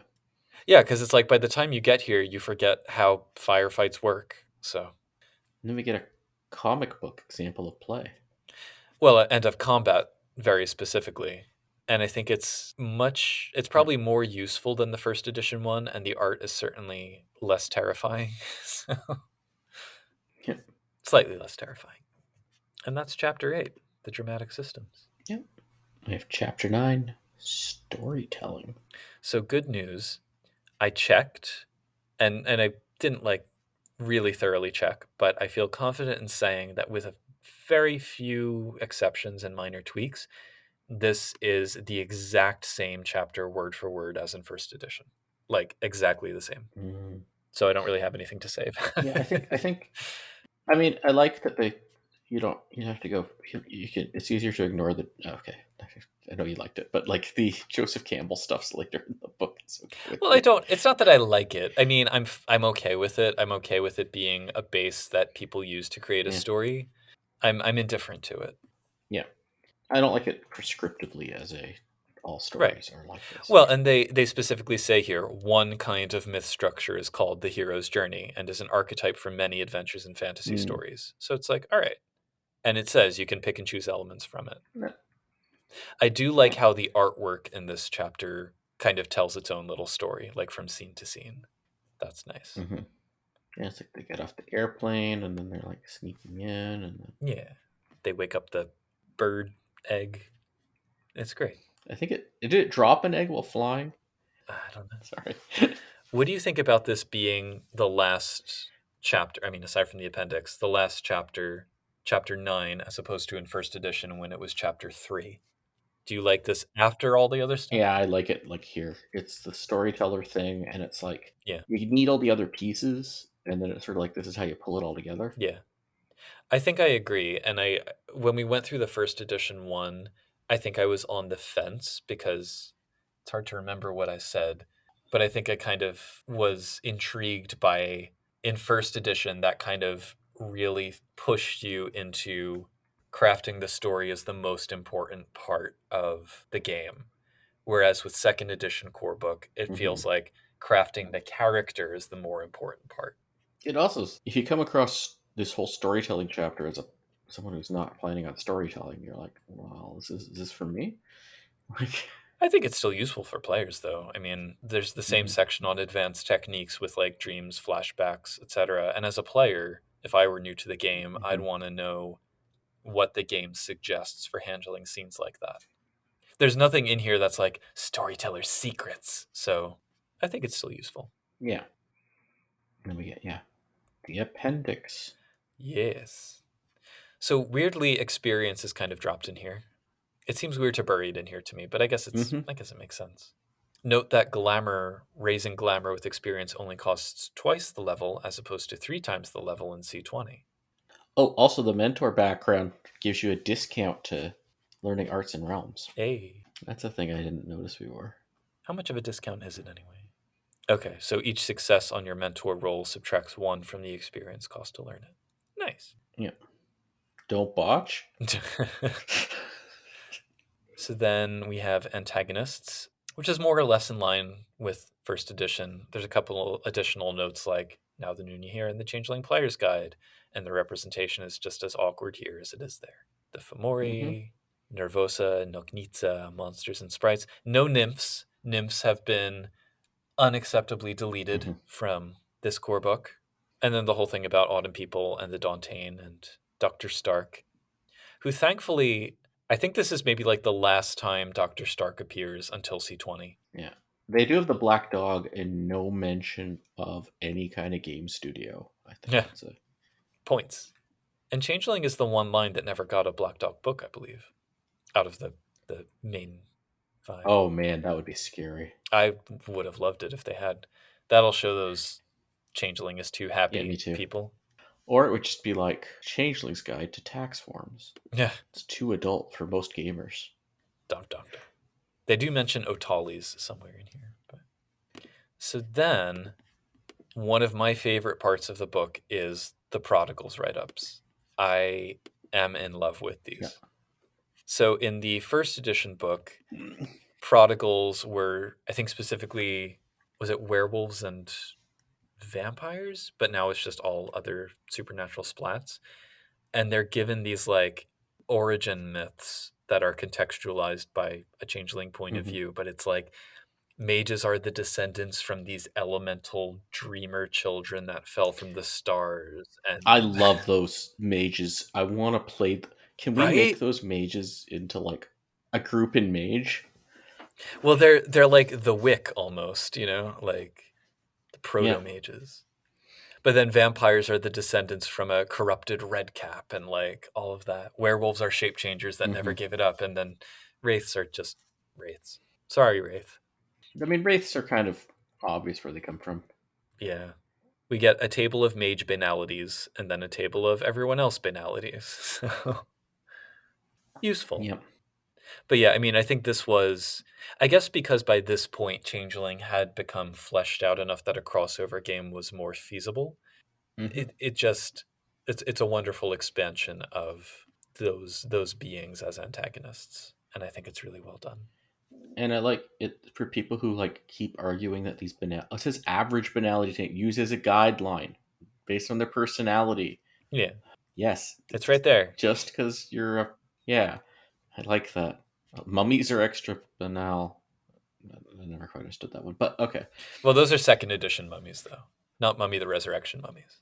Yeah, but I've read that book. They're not. Well, banality should be relative anyway. Yeah. And then there's that table of chimerical equipment just hanging out on its own page. Why is that there? I don't know. And then confusingly, you also have magic items with one, a magic item that has 1 to 2 dots of an art costs 3 dots of chimera. And you're like, wait, what? So I can't remember if this is... But that's a chimerical magic item, not a treasure. Yeah, so it's like, but why wouldn't you just get a treasure? I guess because it's not... Because then somebody could steal your treasure. Well, someone could steal your chimerical item, too. But this works more like resources, too, in that you can only take one item that has a magical effect, but otherwise there's no limits on the amount of items you can have based on your chimera dots. So, anyway. After all of that, there is an afterword. And it is, I would say, less bittersweet than the first edition one, where Mark Reinhagen was like, no, I'm going to go change the face of computer gaming. I'm going to go join 90s meta. Yeah. Right. Or what? Not 90s meta. There was somebody doing something like that. Yeah. Transmedia was basically what it's doing. Yeah. I note with interest that Ian Lemke talks about getting rid of the card system, which is good. He also says, the book you hold in your hands is much closer to Changeling as I had envisioned it when we originally set about creating the game. Yeah. It shows, it really shows in the style of the writing and what they chose to emphasize and what they chose to expand and how they chose to expand it. Like I said, I'm glad that I started with this one rather than first edition. Yeah, we should run a crossover, a Changeling first edition, Mage first edition game. Oh, that'd be interesting. And then that's it. In the back of my hard copy of the book, I found the character sheets from the game I ran like nearly 20 years ago, and I teared up a little bit, I'll admit it. Yeah. On my PDF, it's very strange on the character sheet. It's a blank character sheet, except for the other traits is filled in with merits and flaws from some character. It's like a little artifact. They have dark secret, mild phobia, compulsion, and acute senses hearing. Sounds like a slua. Actually, it comes across her on Sealy. I think it's actually a Sealy red cap. Perhaps. Oh, and on the back of the thing, it also has the same map that has Toronto in the Kingdom of Grass. Well, nobody's perfect. So, overall thoughts? I mean, it's honestly my favorite role-playing core book of all time, I'd say. It's not an exaggeration. It is not mine, but it is such a part of me, if that makes sense. Like this was my introduction to Changeling, and this has just been like such a big part of me for so long. Yeah, I think I still prefer on the whole the C20 core book over this, but neither one's my favorite actual core book of a game. I mean, this might be the one I have the most love for. This and the Shining Host, as in the LARP book, are probably the books I have the most love for, if that makes sense. Well, right. That's the thing is that in the balance, C20 may be a more strongly designed game, like system, Mhm. but the power of nostalgia, like, and I think context Yeah. matters too, because obviously there's the same amount of passion and dedication in C20, but it's, I think, a little bit harder to see because they also included so much. Whereas this book, Yeah. they didn't have to include all 100 kiths ever published because a lot of them hadn't been published yet. And they didn't have to include every single art and all of the geography, like all of Wait. that. Okay. As a changeling core book, C20 has a problem. Yeah, it's got too much in it to be an effective core book. Like that weighs it down. This definitely, it's the right size of a core book Hmm. to me. It's the right size if you do intend to read it cover to cover, certainly. So, But it's also like a core book where you have supplements, right? Like, I can then pull out dreams and nightmares and we go running in the dreaming, or you yeah, pull out one of the many books dealing she houses. yeah. One of the three. I think C20 is fine as a core book to the extent that you have to know where to cut yourself off for what you need. Because, like, Hmm. if you're a new player and you don't know whether or not you're going to have Nunyi or Xian or Thalane or any of the others, like, Hmm. it's, I think, very easy to feel overwhelmed. But Yep. if you said, like, read C20 but read only the parts that correspond to what's in the second edition core book, I think you'd get a trim volume that is Hmm. different but just as good. And what tips the balance for me in favor of second edition is my deep and abiding love and nostalgia for it, plus some Yep. mechanical preferences. Today, when I'm running Changeling, unless suppose we're doing this for the metaphor explains better in person, right? Mhm. I'm gonna pull out my cop. I'm gonna put my C20 core books like on the table. Yeah, I'm not gonna put the second edition core book on the table like as the reference for running this game. yeah, There's bits I'll take from it, like the enchantment rules, but yeah. I still love it. yep. I mean, my love is still that Shining Host book, which we'll get to, not the other Shining Host. Well, yeah. And again, the power of nostalgia. Yeah, but it's like a dog-eared copy that you carry around with you to like. Just imagine Yeah. how much glamour is in those pages. Mm-hmm. Like, my Changeling second edition core book has, I think, moved with me 14 times. So it's Yep. Mine a lot. has this like it has like clear tape on the back too. Like Yeah. I think it's packing tape or something trying to hold it. But that was like put on in like 2002 or something. Oh dear. Do we have questions from the Discord? Yes, we do. Were the Unseelie first playable in 2E? How do you feel they're handled in Sealy? Do you have a preference? This is from Ferret. I don't think they were first playable in 2E. I don't know. You could have an unseelie character, certainly, in 1E as well as Hmm. 2E. I think that they maybe have a little more depth in second edition because, like I said, the Shadow Court has kind of been fleshed out a little bit more. There's reference to the unseelie houses Hmm. and stuff from the Shadow Court book. But I almost think that's more of like the political social stuff. And in terms of playing a character, that's Hmm. always been present. I think the one, Yeah. I guess, maybe like big mechanical thing is that now Rhapsody is in the core book, and no Sealy would dare do Hmm. Rhapsody. So, yeah. Yeah. I also like I still that goes back to Shining Coast. The way legacies are handled is still to me too much. If you just read the list of legacies, it's like Sealy good, sort of. Unsealy bad. We get more emphasis on that, right? Yeah. But At the very least, second edition is much friendlier to the Slua. So, there's that. yes. Yeah, I never understood that. Yeah. It's like also a question for Parrot. Do you have a preference for how seamings work in 2E versus C20? I would officially like to table that until we get to C20. Yes. JKOMG says this is how I started Changeling, so it's all going to be nostalgia and or salt. Yes. Same. I mean, we could easily do an entire episode just on anecdotes from running this game. Yeah. So, and I think I commend us on holding back from doing that. I even for a while created a LARP system based on this book instead of using the Shining Host. Anyway, that had its own issues. Well, and as someone who knows very little about the Shining Host, I'm curious to see how different it actually is. Mechanically, extremely. Yeah. For instance, not all arts go to 5, and the I did know that. Yeah. Traits are completely different and just, yeah. I've got glimmers of the Mind's Eye theater system in my brain from reading Mhm. Vampire and Mage revised books to some extent, but Yeah. yeah. There's separate editions of Mind's Eye Theater that don't quite correspond to tabletop editions, so it's a whole other. Open Sorceress asks, WTF exactly is cold iron? Is it cast or wrought? It's wrought. It says that. It's raw. I think the threshold is that it has to have a carbon content of less than 0.05% or something. But it doesn't necessarily, in this example here, when they describe how to make wrought iron, it's like, Yeah. it doesn't meet the technical. I go with the whole over a brazier process description, because then it becomes, it's not impossible to get by any means, but at the same time, you're not going to just randomly come across cold iron all the time. Right. My take on it is it's the oldest and most labor intensive and frankly least structurally advantageous way to make iron, with the Yeah. caveat that I am not a metallurgist. So Yes.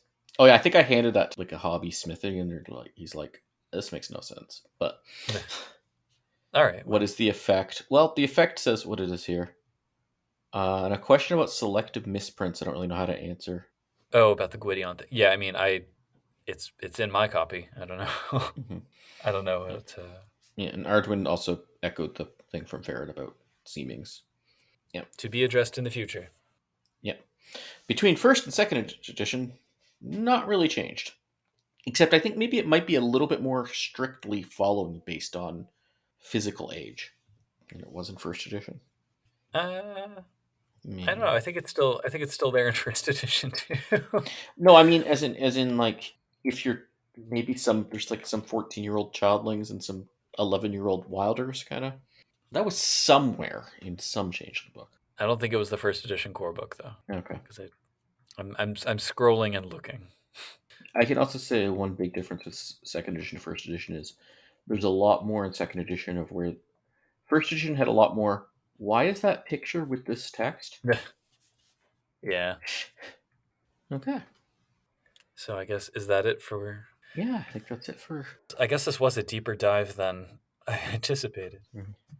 Yeah, I think we're just gonna do deep dives. This was like, we at least had our head below the water a fair amount. Yeah. So, how do we wrap this up again? It's been a hot minute. Well, I guess thanks everybody for tuning in to this first episode of season 2, and We're on Mastodon at changelingpod@dice.camp. You can email us podcast@changelingthepodcast.com. Our website's changelingthepodcast.com. We're on Facebook as Changeling the Podcast. And you can join our Discord. Do we have a shiny link for that yet? no, we do. We have a What's shiny that? new Discord link. discord.me/CTP. It has been tested. People have joined successfully. It should work. But that link and all of the others will also be in the show notes. Yeah. So yeah, once again, I'm continue to be Josh. And I am under a court order to neither confirm nor deny that I may be Pooka.